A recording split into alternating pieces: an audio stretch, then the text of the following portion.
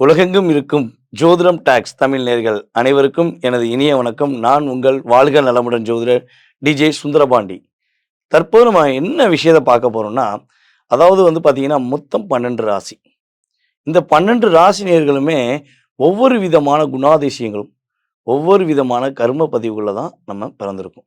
ஏன்னா, மேஷம் முதல் மீனம் வரை ஒவ்வொரு ராசிக்கும் ஒவ்வொரு பாவகங்கள், ஒவ்வொரு விதமான கிரக அமைப்புகள் இயங்குது அப்படிங்கிறது உண்மை. ஏன்னா, ஒரு ராசியில 3 நட்சத்திரங்கள்.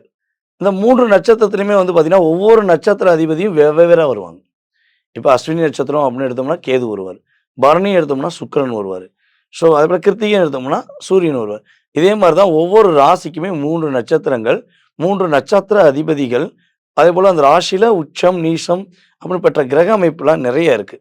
அப்ப இப்படி கிரக அமைப்பு கொண்ட 12 ராசி நேயர்களுடைய கர்ம வினைகள் என்ன? நீங்க என்ன விஷயத்துக்காக உங்களுடைய செயல்பாடுகள அதிகமா செய்றீங்க? நீங்க இந்த பூமியில பிறந்து எத்தன பெர்சன்டேஜ் உங்களுடைய கர்மாவ நீங்க கழிச்சுட்டு போறீங்க? அப்படிங்கிறத பத்தி நம்ம விரிவா, விவரமா பார்க்க போறோம். ஸோ, இதுல பார்த்தீங்கன்னா, மேக்ஸிமம் என்னைய பொறுத்தளவு ஒவ்வொரு ராசிக்கும் நீங்க என்ன தானம் கொடுக்கணும்? என்ன விஷயங்கள பயன்படுத்தணும்? அப்படிங்கிறத துல்லியமா எடுத்துட்டு வந்துருங்க. அதாவது 100% உங்களுடைய பிறப்பின் ரகசியத்தைய பத்தியும் நம்ம பார்க்க போறோம். 12 ராசிக்குமே பிறப்பின் ரகசியம்னு சொல்லி ஒண்ணு இருக்கும். அப்ப அந்த ரகசியம் என்ன? செயல்பாடு என்ன? அப்படின்னு தெளிவா நீங்க தெரிஞ்சுக்கணும்னு ஆசைப்படும்போது, நான் சொன்ன மாரி வீடியோ முழுமையா பாருங்க. உங்களுக்கு ரொம்ப ரொம்ப பயனுள்ள விஷயமாக, வாழ்நாள் முழுவதும் பயனுள்ள செயல்பாடாக இது உங்களுக்கு உதவும் என்பது என்னுடைய கருத்து. வாங்க வீடியோக்குள்ள போலாம். மற்றவர்களால் எளிதில் கவரக்கூடிய தன்மை உள்ள ராசி அப்படின்னு பார்த்தீங்கன்னா, நீங்க தாங்க. கன்னி ராசி தான். நீங்க இந்த பூமியில பிறந்ததுக்கான பிறப்பின் ரகசியம், இந்த பூமியில பிறந்து நீங்க உங்களுடைய கர்ம வினைகளை எவ்வளோ தூரம் கழிக்கிறீங்க அப்படின்னு ஒரு கணக்கு இருக்கு. அப்படி பார்க்கும்போது, நம்ம என்ன செய்றோமோ அதானே நம்மளோட செயல்படுத்தும். நம்ம என்ன நடத்துறோமோ அதானே நம்மள வழி நடத்தும். அந்த வழி நடத்தக்கூடிய செயல்பாடு எல்லாமே பொதுவாவே நம்ம கன்னி ராசிக்காரங்கள பார்த்து எல்லாரும் சொல்லுவோம் பார்த்தீங்களா? "ஏங்க நீங்க கன்னி ராசிங்க, கவலையே பட தேவையில்ல. உங்களுக்கு என்னங்க, உங்க கூட ஒரு 10 பேர் இருப்பாங்க. நீங்க கவலையே பட வேண்டாம். கன்னி ராசி அணி சூப்பர்ப்பு" அப்படின்னு சொல்லி அசால்ட்டா சொல்லுவாங்க. ஆனா உண்மையிலேயே கன்னி ராசி பிறந்தவங்களுக்கு தான் தன்னுடைய வாழ்க்கையில உள்ள கஷ்டம், நஷ்டம், பிரச்சனை, போராட்டம் என்னங்கிறத வெளிப்படையா சொல்ல முடியாத அளவுக்கு இருக்கும். நீங்க மற்றவர்களுடைய பிரச்சனைகளை, மற்றவர்களுடைய எண்ணங்களை ஈர்க்கணும், அவங்க பிரச்சனைய சரி பண்ணணும் அப்படிங்கிற ஒரே ஒரு காரணத்துக்காக தன்னை மறந்து செயல்படுறீங்க. உங்கட்ட ஒரு இயல்பா சுக்கிரன் வேற உங்களுடைய ராசியில நீசமா, உங்கட்ட கொஞ்சம் ரியாலிட்டி அன்ப காட்டுன மாரி அவங்க நடிச்சிருவாங்க. அந்த நடிப்ப கூட நீங்க என்ன பண்ணுவீங்கன்னா, "ஓ! உண்மையா தான் இருக்காங்க நம்ம மேல. உண்மையா தான் பாசம் வச்சிருக்காங்களோ!" அப்படின்னு நீங்க என்ன பண்ணுவீங்கன்னா, ரியாலிட்டியாவே ஏத்துக்கிருவீங்க. அப்படி ஏத்துக்கிட்டதுடைய ஒரு செயல்பாடு தான், நீங்க அதாவது உயரத்தில் இருக்கக்கூடிய சூழ்நிலை உள்ள உங்கள அடிமட்டத்தில கொண்டு வந்து வச்சுருவாங்க. அதுவும் இந்த கன்னிராசி அன்பர்களாகிய நீங்க எங்கெல்லாம் பணம் குடுக்கீங்களோ, எங்கெல்லாம் பாசம் காட்டுறீங்களோ, எங்கெல்லாம் அதிக கவனம் செலுத்துறீங்களோ, அத்தனை இடத்திலயும் அடி வாங்கிட்டு தான் வரீங்க. யாரு நல்லா கால்குலேட் பண்ணி பாருங்களேன். உங்களுடைய முயற்சிய தடை பண்றது யாரு? உங்களுடைய சந்தோஷத்த தடை பண்றது யாருன்னா, வெளிய இருந்து எவனும் வரமாட்டான். உங்க கூட இருக்கவன் தான் செஞ்சிருப்பான். அத அக்யூரேட்டா ரொம்ப கேர் பண்ணிப்பேன் பார்த்தீங்களா? அவங்க தான். உங்கள மறக்க முடியாத அளவுக்கு 3 நபர்களுடைய சூழ்ச்சி கன்னிராசிக்கு எப்பவுமே இருக்கும். ஒரு 3 பேர் வருவாய்ங்க.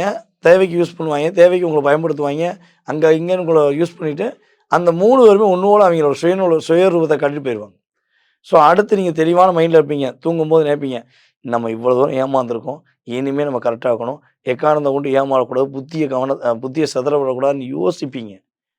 ஆனா, யோசிச்சு ஒரு என்ன சொல்லணும்னா, 20 மணி நேரமா இருக்கலாம். இல்ல 20 நாளா இருக்கலாம். அதுக்குள்ளயும் இன்னொரு ஆள் வந்துருவாய்ங்க. ஒரு டீம் வந்துருவாய்ங்க. உங்கள ஏமாத்துறதுக்குன்னே. நீங்க அதையும் நம்ப தான் செய்வீங்க. ஸோ, இப்படி நெறைய பிரச்சனைகள எதிர்கொள்றீங்க அப்படிங்கிறது கணக்கு. ஸோ, அதேபோல பார்த்தீங்கன்னா, இந்த குலதெய்வ கோயில்கள்ல ஒரு பிரச்சனை இருந்துகிட்டே இருக்கு. நான் குலதெய்வ கோயில் வந்து சாமி கும்பிட போறோம். போம்போதெல்லாம் ஏதாவது பிரச்சனை வருது. குலதெய்வ கோயில்ல நாங்க கண்டுபிடிச்சதே ரொம்ப கஷ்டப்பட்டு தான் கண்டுபிடிச்சோம். என்னன்னே தெரியல. என் குலதெய்வத்துடைய ஆசீர்வாதம் கிடைக்கா இல்லையான்னு தெரியல. அப்படிங்கிற குழப்பங்கள், ஒரு ஒரு ஒரு பதட்டமான சூழ்நிலைகள், இதெல்லாம் இருக்கக்கூடிய நபர்கள்ல ஃபர்ஸ்ட் லிஸ்ட்ல உங்கள சேர்த்துறலாம். அந்த அளவுக்கு ஒரு ஒரு என்ன சொல்லணும்னா, ஒரு பிரச்சனைகளை, ஒரு கலகத்தை உண்டு பண்ணிக்கிட்டே இருப்பாங்க. உங்க குலதெய்வ கோயில் கும்பிடுறவங்க, உங்கள லாக் பண்ணுவாங்க அப்படிங்கிறத பார்க்கணும். உறவுகளை அதிகமாக நம்புறேன். நான் என் உறவ தான் என்னுடைய வாழ்க்கையுடைய எடுத்துக்காட்டா வச்சிருக்கேன்னு நெனைக்கிற கன்னிராசி எல்லாமே, தன்னை பத்தி மறந்துகிட்டு தான் இருப்பாங்கன்னு அர்த்தம். உங்கள பத்தி நீங்க யோசிக்கவே மாட்டீங்கன்னு தான் நான் சொல்லுவேன். எப்ப உறவுகள் மீது அதிக பாண்டிங் வச்சு நீங்க யோசிக்கிறீங்களோ, அப்ப நீங்க உங்களை மறக்கிறீர்கள் என்பது எழுதி குடுத்துடலாம். அதேபோல கன்னிராசி பெண்கள்லாம் சான்ஸே இல்ல. கன்னிராசி பெண்கள கல்யாணம் முடிக்கிறவங்க கவலையே பட தேவையில்லங்க. அவ்வளோ தூரம் இலகுன மனசு. அதாவது என்ன சொல்றேன்னா, தன்னை புரிஞ்சுக்கிட்டாங்க, தன்னை லவ் பண்றாங்க, தன்னை பத்தி ரொம்ப கேர் பண்றாங்க அப்படிங்கிற ஒரு அன்புனாலும், தான் மேல ரொம்ப பாசம் வச்சிருக்கான் தான் தோழன், தான் மேல ரொம்ப பாசம் வச்சிருக்கா தன்னோட தோழி அப்படிங்கிற ஒரு எண்ணத்தாலயும், தன்னுடைய புத்திய கடன் குடுத்துருவீங்க. நெறைய கன்னிராசி பெண்கள் நம்ம பார்க்குறோம். சகோதரிகள் பாதி சகோதரிகள் வந்து பார்த்தீங்கன்னா, லைஃப்ல தடுமாற்றத்தை இழக்கக்கூடிய தன்மை, நான் சொன்ன அந்த 4 விஷயத்த தொடும்போது தான் வருது. இல்லன்னா உங்கள மாரி ஒரு புத்தி கூர்மை உள்ளவங்க, உங்களுக்கு நிகர் நீங்க தான். மிதுன ராசியை விட டபுள் மடங்கு புத்தி கூர்மை. ஏன்னா புதன் இங்க தான் திரிகோணம் பெறுகிறார். மூல திரிகோணம் வந்து இங்க தான் உங்களுக்கு. அப்ப அவ்வளோ அக்யூரேட்டான ஒரு வக்கீல், வக்கீலு, நீதிபதி, அதேபோல வந்து பார்த்தீங்கன்னா, ஒரு அரசியல், ஒரு அரசாங்கம் அந்த டிபார்ட்மெண்ட்லாம் ஒரு அங்கம் வகிக்கிற அளவுக்கு உங்களுடைய திறமை இருந்தும், உங்க திறமைகளை நீங்க என்ன பண்றீங்க? மறந்துட்டு ஒரு என்ன சொல்றேன்னா, ஒரு அன்புங்கிற பாசத்திலயும், ஒரு பணிவுங்கிற பாசத்திலயும் போய் லாக் ஆயிட்டீங்க. அதேபோல கன்னிராசி பெண்களுக்கு ஒரு கணவருடைய குடும்பத்தில ஒரு பாண்டிங் கிடைச்சுச்சுன்னா, அது உலக அதிசயம். மிகப்பெரிய அதிசயம். ஒரு கிட்டத்தட்ட 80% பாண்டிங் கிடைக்கிறதே கிடையாது. ஒரு 20, 30% லக்ன புள்ளியோ அல்லது லக்னாதிபதியோ வலுவாக இருந்து 10ஆம் இடத்து அதிபதியும் வலுவா இருந்தா தான், எங்க மாமியார் போல உண்டா? எங்க மாமனார் போல உண்டா? எங்க மேல ரொம்ப பாசம் வச்சுருக்காங்கன்னு சொல்லுவாங்க. அத தாண்டி கன்னிராசி பெண்களுக்கு என் குடும்பத்தில நான் கல்யாணம் முடிச்ச பிறகு என்னுடைய கணவரும் சரி, கணவருடைய குடும்பத்தாரும் சரி, என்னைய ரொம்ப கஷ்டப்படுத்துறாங்க. நானும் அவங்கட்ட லாக் ஆயிட்டேன். ஆனா என்னைய புரிஞ்சுக்கிற மாட்டேங்கிறாங்க சொல்லக்கூடிய தன்மை தான் அவங்க லாக் ஆறாங்க. எந்த தப்புமே செய்யாம அதிக விமர்சனங்கள் வருதுன்னா, அது உங்களுக்கு தான். தப்பே செஞ்சிருக்க மாட்டீங்க. ஆனா அத கதை, கற்பனை ஒரு வடிவம் அமைச்சு உங்கள லாக் பண்ணக்கூடிய செயல்பாடுகள் அதிகமாக இருக்கும் என்பது உண்மை.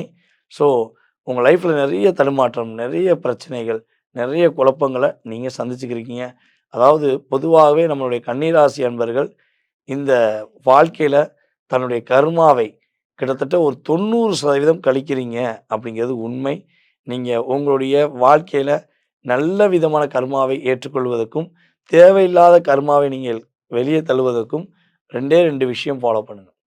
ஒண்ணு வந்து பார்த்தீங்கன்னா, பச்சை பயிர் தானம் பண்ணுங்க.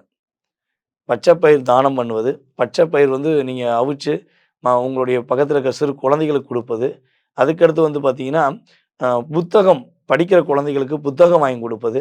கஷ்டப்படுற குழந்தைகளுக்கு படிப்புக்காக உதவி செய்வது. இத மட்டும் நீங்க செஞ்சு பாருங்க.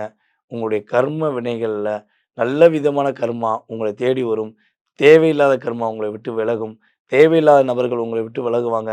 தேவையான உறவு மட்டும் உங்களை நாடி வரும் என்பது நிதர்சனமான உண்மை. நேயர்களே, உங்களுடைய இயல்பான குணம், யார் யாரெல்லாம் உங்கள எப்படி பயன்படுத்துறாங்க? நீங்க எந்த விஷயங்கள்ல உங்களுடைய செயல்பாடுகள மாற்றிக் கொள்கிறீங்க? நீங்க மாட்டிக்கொள்கிறீங்க அப்படிங்கிறத பத்தி தெளிவா பார்த்துருக்கோம். ஸோ இது வந்து பார்த்தீங்கன்னா, உங்களுடைய ராசியின் அடிப்படையில பிறப்பின் ரகசியம் கர்மா அப்படிங்கிறத தெளிவா பார்த்துருக்கீங்க. இதை தாண்டி நெறைய விஷயங்கள் உங்களுடைய லைஃப்ல ஒரு என்ன சொல்லணும்னா, சந்துக்குள்ள போயி, அடுத்து டர்ன் பண்ணி, அடுத்து ரைட்ல கட் பண்ணி, அடுத்து லெஃப்ட்ல கட் பண்ணி போற மாரி லைஃப் நெறைய குளறுபடியான விஷயங்கள நீங்க கடந்து வந்திருக்கலாம். அப்ப எதிர்காலம் என்பது எல்லாருடைய வாழ்க்கைக்கும் ரொம்ப அவசியம். கடந்த காலத்தில் நடந்த பிரச்சனையிலிருந்து எதிர்காலத்தில் வரப்போகின்ற மாற்றங்களை தெரிந்து கொள்ள வேண்டும் என ஆர்வமும், ஆசையும், எண்ணமும் உங்களுக்கு இருக்கு அப்டின்னா, நீங்க செய்ய வேண்டியது ஒரே ஒரு விஷயம் தான். நீங்க யாருக்கு ஜாதகம் பார்க்க நினைக்கிறீங்களோ, உங்களுடைய பெயர், பிறந்த தேதி, மாதம், வருடம், நேரம், எந்த ஊர்லேருந்து பேசுறீங்க, எந்த நாட்டிலேருந்து பேசுறீங்க அப்படிங்கிற எனக்கு டீட்டெயில்ஸ் அனுப்பிவிடுங்க. ஸோ டீட்டெயில்ஸ் அனுப்பிவிட்டீங்கன்னா, உங்களுக்கான நேரம் ஒதுக்கி உங்களுடைய சுய ஜாதகத்தை மிக துல்லியமாக கணித்து, உங்களுடைய எதிர்காலம் சம்மந்தப்பட்ட அத்தனை விதமான கேள்விகளுக்கும் உங்களுக்கு பலன் சொல்ல நான் காத்திருக்கிறேன். இன்னொரு விஷயம் வந்து பார்த்தீங்கன்னா, ஜாதகமே இல்லங்க. எங்க வீட்ல ஜாதகம் எழுதி வைக்கல. நான் என்னுடைய வாழ்க்கை ரகசியத்த, என்னுடைய பிறப்பின் ரகசியத்த தெரிஞ்சுக்கிற முடியுமா? ஸோ எனக்குள்ள நிறைய கேள்விகள் இருக்கு. அந்த கேள்விக்கான விடை கிடைக்குமா? அப்படின்னு எதிர்பார்க்கிற நேயர்களாக நீங்கள் இருந்தாலும், உறுதியாக நீங்க எனக்கு கால் பண்ணுவீங்க பார்த்தீங்களா? அந்த நேரத்தை பிரசன்னமாக எடுத்துக்கொண்டு, உங்களுடைய வாழ்க்கையுடைய மாற்றங்கள், முன்னேற்றங்கள் என்ற செயல்பாடை உறுதியா கணித்து கூற முடியும் என்பது என்னுடைய கருத்து. ஓகேவா? இதை தாண்டி ஜோதிடம் என்பது மிகப்பெரிய கடல். ஜோதிடம் என்பது மிகப்பெரிய கடல். இந்த ஜோதிடத்த கத்துக்கிறன்னு ஆசை, ஆர்வம் யாருக்காச்சும் இருக்குன்னா, உறுதியாக நீங்க என்ன பண்ணலாம்? நம்மளுடைய ஆன்லைன் கிளாஸ்ல கலந்துக்கலாம். நம்ம ஆன்லைன் கிளாஸ் வந்து பார்த்தீங்கன்னா, இது வந்து 5வது பேட்ச். ஆன்லைன் மூலமாக நம்ம கிட்டத்தட்ட 4 பேட்ச் எடுத்துட்டோம். அடிப்படை ஜோதிடம் கத்துக் குடுத்துக்கிட்டு இருக்கோம். ஸோ, நீங்க அடிப்படை ஜோதிடம் கற்றுக்கொள்ள வேண்டும் என ஆர்வமும், ஆசையும் இருந்தா, மறக்காம நீங்க கீழ ஒரு வாட்ஸ்அப் நம்பருக்கு ஜோதிடம் கற்றுக்கொள்ள ஆசைப்படுகிறேன் அப்படிங்கிறத எனக்கு எஸ்எம்எஸ் பண்ணுங்க. கட்டாயமாக உங்களுக்கு லிங்க் அனுப்பப்படும். வருகிற சித்திரை மாதம் 1ஆம் தேதியிலேருந்து கிளாஸ் ஆரம்பம். ஓகேவா? ஸோ, நீங்க எந்த ஊர்ல இருந்தாலும் சரி, எந்த நாட்ல இருந்தாலும் சரி, உங்களுடைய வீட்லயோ இல்ல உங்களுடைய அலுவலகத்திலிருந்தே நீங்கள் எளிதாக ஜோதிடம் கற்றுக்கொள்ள முடியும். அதற்கான டெர்ம்ஸ் அண்ட் கண்டிஷன் உங்களுக்கு எஸ்எம்எஸ்ல சொல்லப்படும். வாய்ப்புகளை பயன்படுத்திக் கொள்ளுங்கள். மாற்றமும், ஏற்றமும் உங்களுக்கே என்பதை கூறிக்கொண்டு, நான் உங்களிடமிருந்து தற்போது விடைபெறுகிறேன். நான் உங்கள் வாழ்க நலமுடன் ஜோதிடர் டிஜே சுந்தரபாண்டி, சிவகாசியிலிருந்து. நன்றி, வணக்கம்.